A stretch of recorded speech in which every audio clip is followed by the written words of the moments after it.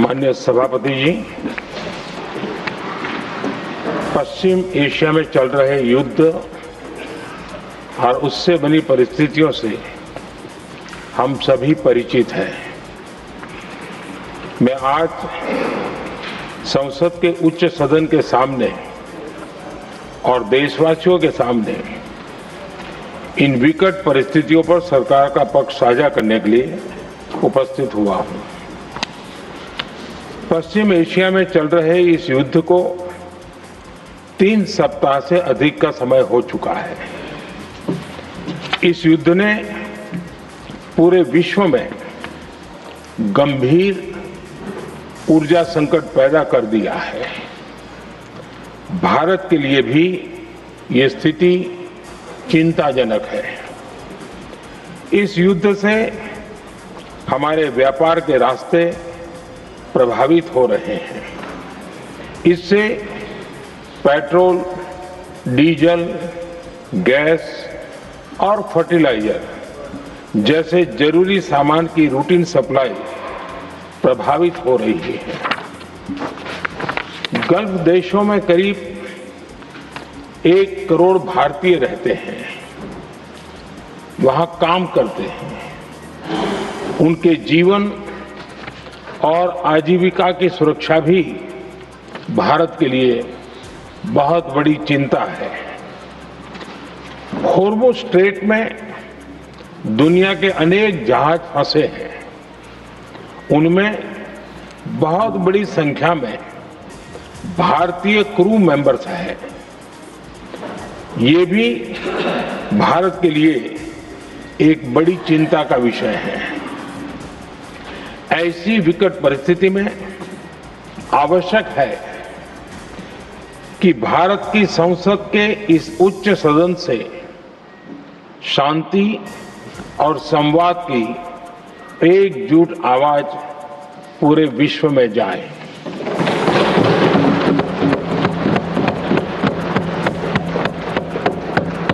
सभापति जी, युद्ध की शुरुआत के बाद से मैंने पश्चिम एशिया के ज्यादातर देशों के राष्ट्राध्यक्षों के साथ 2 राउंड फोन पर बात की है।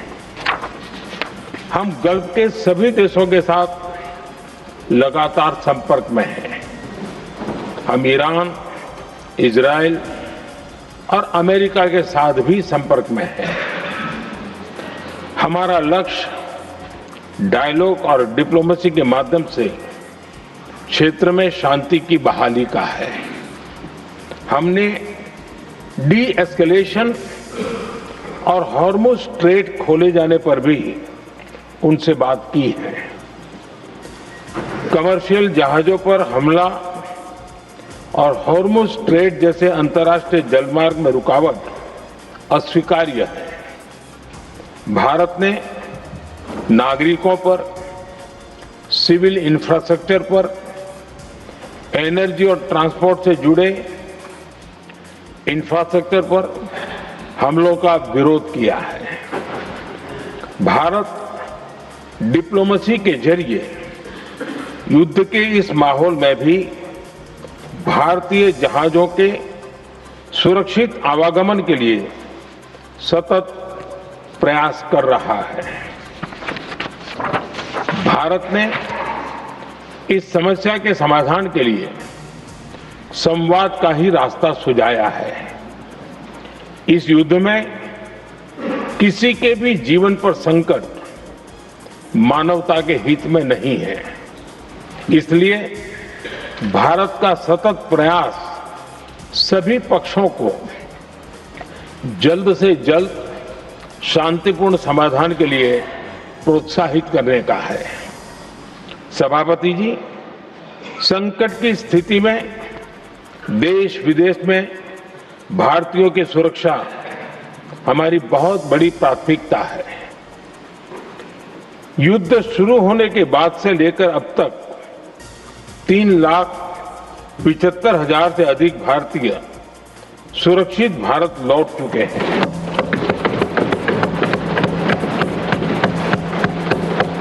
ईरान से ही अभी तक 1,000 से अधिक भारतीय सुरक्षित वापस लौटे हैं। इनमें 700 से अधिक मेडिकल की पढ़ाई करने वाले युवा हैं। हमारी सरकार संकट के इस समय में पूरी संवेदनशीलता से काम कर रही है। सभी देशों ने वहां मौजूद भारतीयों की सुरक्षा का पूरा आश्वासन दिया है। हालांकि ये बहुत दुखद है कि हमलों के कारण कुछ भारतीयों की मृत्यु हुई है और कुछ घायल भी हुए हैं। ऐसे मुश्किल हालात में परिवारजनों को आवश्यक मदद दी जा रही है। जो घायल है उनका बेहतर इलाज सुनिश्चित कराया जा रहा है। सभापति जी, होर्मुज स्ट्रेट विश्व व्यापार के सबसे बड़े रूट्स में से एक है। विशेष तौर पर कच्चे तेल, गैस और फर्टिलाइजर से जुड़ा परिवहन इस क्षेत्र से बहुत बड़ी मात्रा में होता है। युद्ध के बाद से ही होर्मुज स्ट्रेट में जहाजों का आना जाना बहुत चुनौतीपूर्ण हो गया है। लेकिन विपरीत परिस्थितियों के बावजूद हमारी सरकार ने संवाद से, कूटनीति के माध्यम से रास्ते बनाने का प्रयास किया है। प्रयास ये है कि जहां से भी संभव हो वहां से तेल और गैस की सप्लाई भारत पहुंचे। ऐसी हर कोशिश के नतीजे भी देश देख रहा है। बीते कुछ दिनों में दुनिया के अनेक देशों से कच्चा तेल और एलपीजी से भरे जहाज भारत आए हैं।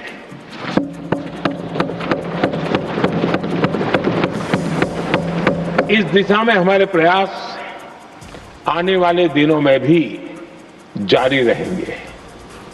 सभापति जी, भारत का प्रयास है कि तेल हो, गैस हो, फर्टिलाइजर हो, ऐसे हर जरूरी सामान से जुड़े जहाज भारत तक सुरक्षित पहुंचे। लेकिन इस युद्ध से बनी वैश्विक परिस्थितियां अगर लंबे समय तक बनी रहती है तो गंभीर दुष्परिणाम तय है। इसलिए भारत ने अपनी रेजिलियंस बढ़ाने के लिए जो भी प्रयास बीते वर्षों में किए हैं उनको और गति दे रहा है। सभापति जी, कोई भी संकट हो वो हमारे हौसलों और हमारे प्रयास दोनों की परीक्षा लेता है। देश ऐसे संकटों का बेहतर तरीके से सामना कर सके, इसके लिए बीते 11 वर्षों में निरंतर निर्णय लिए गए हैं। एनर्जी इंपोर्ट का डाइवर्सिफिकेशन ऐसे ही प्रयासों का हिस्सा है। पहले क्रूड ऑयल, एलएनजी, एलपीजी ऐसी एनर्जी जरूरतों के लिए 27 देशों से इंपोर्ट किया जाता था। वहीं आज भारत 41 देशों से एनर्जी इंपोर्ट करता है। बीते दशक में भारत ने संकट के ऐसे ही समय के लिए कच्चे तेल के भंडारण को भी प्राथमिकता दी है। हमारी तेल कंपनियां संकट के समय के लिए काफी मात्रा में पेट्रोल और डीजल का भंडार रखती हैं। बीते 11 वर्षों में 53 लाख मीट्रिक टन से अधिक का स्ट्रेटेजिक पेट्रोलियम रिजर्व भी डेवलप किया गया है और 65 लाख मीट्रिक टन से अधिक के रिजर्व की व्यवस्था पर देश काम कर रहा है। साथ ही बीते दशक में भारत की रिफाइनिंग कैपेसिटी भी अच्छी खासी बढ़ाई गई है। मैं आपके माध्यम से सदन को और देश को ये आश्वासन देना चाहता हूं कि भारत के पास क्रूड ऑयल के पर्याप्त स्टोरेज के और निरंतर सप्लाई की व्यवस्थाएं हैं। सभापति जी, हमारी सरकार की कोशिश है कि ईंधन के किसी एक ही स्रोत पर ज्यादा निर्भरता न रहे। सरकार घरेलू गैस सप्लाई में एलपीजी के अलावा पीएनजी पर भी बल दे रही है। बीते दशक में देश में पीएनजी कनेक्शन पर अभूतपूर्व काम हुआ है। बीते दिनों में इस काम को और तेज किया गया है। साथ ही एलपीजी के घरेलू उत्पादन को भी बड़े पैमाने पर बढ़ाने का प्रयास किया जा रहा है। सभापति जी, बीते वर्षों में सरकार का निरंतर प्रयास रहा है कि हर सेक्टर में दूसरे देशों पर निर्भरता कम से कम हो। हम ज्यादा से ज्यादा आत्मनिर्भर हो, यही एकमात्र विकल्प है। जैसे भारत का 90% से अधिक ट्रेड विदेशी जहाजों पर होता है। ये स्थिति किसी भी वैश्विक संकट में भारत की स्थिति को और भी गंभीर बना देती है। इसलिए सरकार ने मेड इन इंडिया जहाज बनाने के लिए करीब 70,000 करोड़ रुपए का अभियान शुरू किया। भारत आज ship building, ship breaking, maintenance and overhauling ऐसी हर सुविधा के निर्माण पर तेज गति से काम कर रहा है। भारत अपने डिफेंस सेक्टर को भी अधिक रेजिलिएंट बना रहा है। बीते दशक में किए गए प्रयासों से भारत आज अपनी जरूरत के अधिकांश हथियार भारत में ही बना रहा है। एक समय था जब भारत अपने जीवन रक्षक दवाओं के कच्चे माल यानी एपीआई के लिए भी दूसरे देशों पर बहुत अधिक निर्भर था। बीते वर्षों में देश ने भारत में ही एपीआई इकोसिस्टम बनाने के लिए अनेक प्रयास किए हैं। इसी प्रकार रेयर अर्थ मिनरल्स में विदेशी निर्भरता को कम करने के लिए भी बड़े कदम उठाए जा रहे हैं।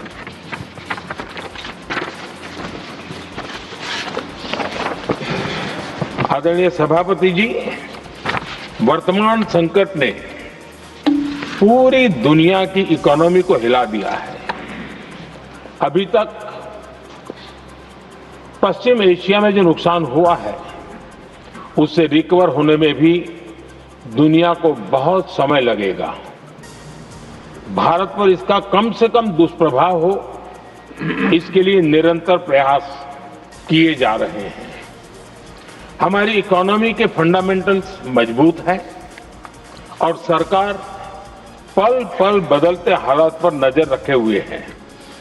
सरकार इसके शॉर्ट टर्म, मीडियम टर्म और लॉन्ग टर्म ऐसे हर प्रभाव के लिए एक रणनीति के साथ काम कर रही है। भारत सरकार ने एक इंटर मिनिस्ट्रियल ग्रुप भी बनाया है।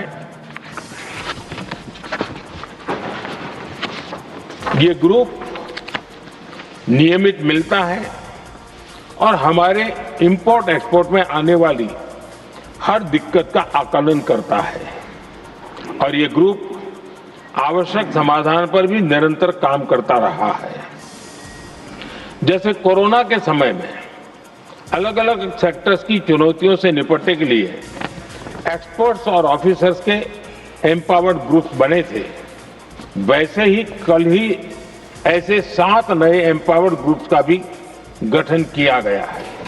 ये group supply chain, petrol diesel, fertiliser, gas, महंगाई ऐसे विषयों पर त्वरित और दूरगामी रणनीति के तहत कार्रवाई करने का काम करेंगे। मुझे पूरा भरोसा है कि साझा प्रयासों से हम परिस्थितियों का बेहतर सामना कर पाएंगे। आदरणीय सभापति जी, सरकार ये भी प्रयास कर रही है कि आने वाले बुआई के सीजन में किसानों को पर्याप्त खाद मिलती रहे। सरकार ने खाद की पर्याप्त सप्लाई के लिए आवश्यक तैयारियां की हैं। सरकार का निरंतर प्रयास है कि किसानों पर किसी भी संकट का बोझ न पड़े। मैं देश के किसानों को फिर आश्वस्त करूंगा कि सरकार हर चुनौती के समाधान के लिए उनके साथ खड़ी है।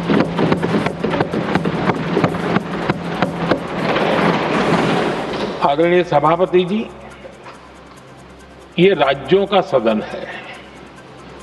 आने वाले समय में ये संकट हमारे देश की बड़ी परीक्षा लेने वाला है और इस परीक्षा में सफलता के लिए राज्यों का सहयोग बहुत आवश्यक है।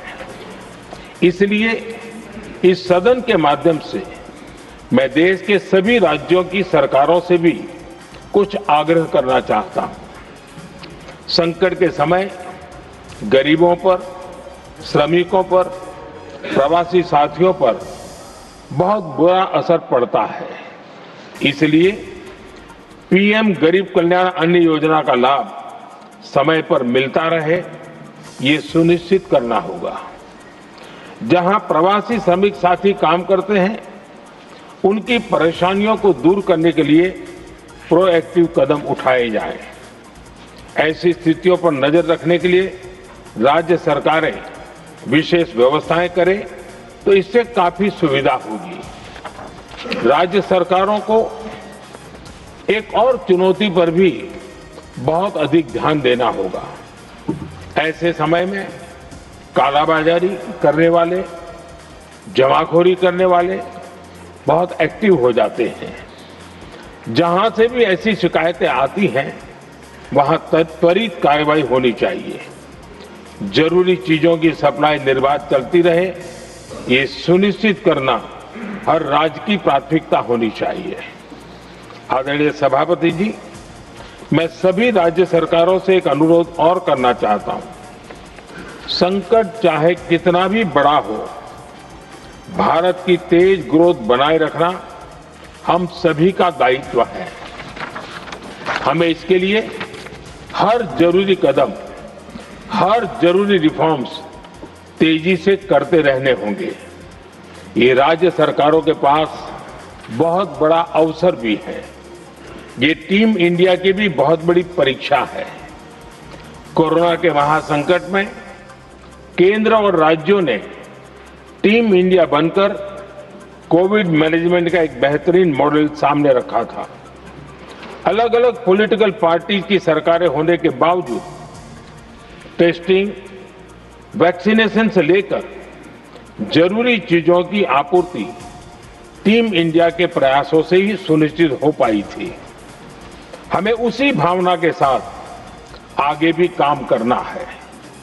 सभी राज्य सरकारों और केंद्र सरकार के प्रयासों से देश इस गंभीर वैश्विक संकट का प्रभावी रूप से सामना कर पाएगा।